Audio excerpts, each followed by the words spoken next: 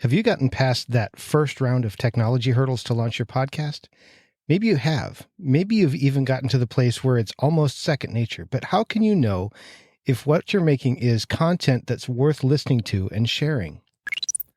What's happening, podcasters? I'm Brian Ensminger with another episode about podcasting on my journey to personally help 1,000 podcasters launch, improve, and sustain their shows.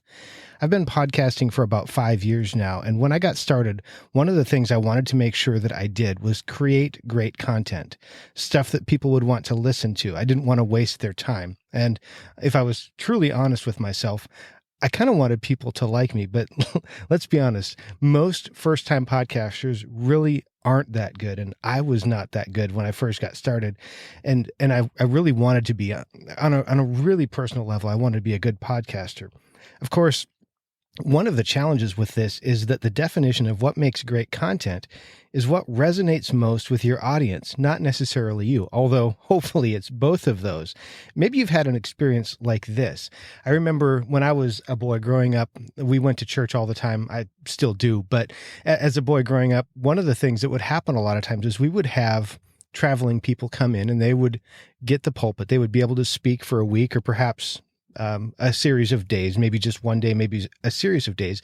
And one time there was a traveling evangelist coming through, and this is way over 20 years ago now, so I don't remember his name, anything like that. But what I do remember was that it seemed like his sermon went on forever.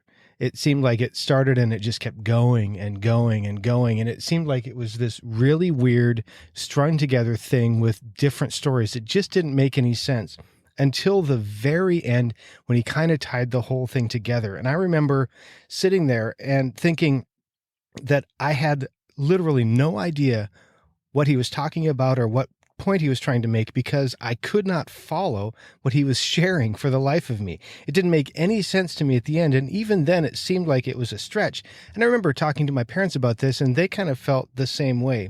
The thing is, it's easy for me to do that same thing if I'm not careful. And if I just only look at things that like downloads, lagging indicators like that, or maybe subscribers or sharing or people who leave reviews on Apple Podcasts, that kind of stuff can be a little bit too ambiguous because we don't always know for sure if what we're doing is hitting a nerve at the time. And it also doesn't always provide us some of that critical feedback that we would get if we could go a little bit further.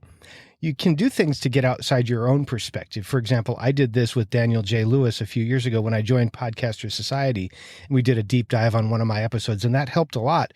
But truthfully, he's not actually my audience. So while he could help me with the technical stuff and give me some pointers and say things like, you know what, buddy, your intro's a bit too long here, and this part seems like it's dragging a little bit. He could help with some of the structure, but he wasn't my target audience. And so he really couldn't help me with that.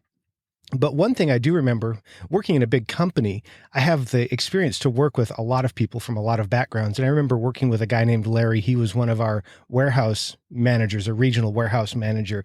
And he had spent some time in the military, and he brought something to the table that was even better than something like an after-action review, where when you're done with something, you look back and you go, what worked? And it was something from the military. And I think they called it 3 up, 3 down. A lot of times what I'll do for my podcast is 1 up, 1 down.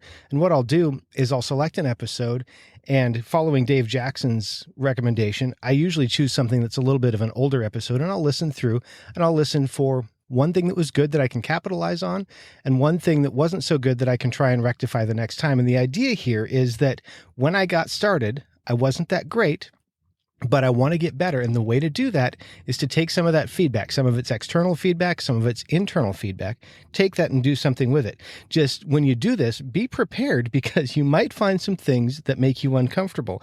And that's okay because you didn't start podcasting to be comfortable. You didn't start podcasting to stay the same. You started podcasting because you had a vision for how the world could be better. Or maybe you had an idea of how you could serve your existing customers a new way, or maybe how you could just have a creative outlet and grow as a person. But if you're willing to look in the mirror and assess what you're doing and then change what you're doing to get better, you'll get better. You'll find new ways to do things, and that will expand your horizons, and you might actually change the world as you're changing yourself. Thanks so much for being here. If you'd like to get some more focused ideas on how to improve your shows, things like booking guests or building a media kit or producing great audio, or perhaps using Twitter or some other things, check out the Christian Podcasters Summit. I'm working on some giveaways to go along with the ticket purchase if you use my affiliate link, which is at toptieraudio.com/summit.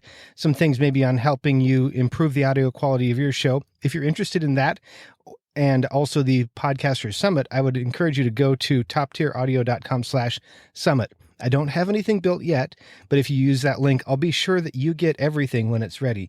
And if you like the show, make sure that you subscribe using your favorite podcast app and tell your friends to stop by 1000 Podcasters and do the same. Thanks again. Now go out there and make a great podcast.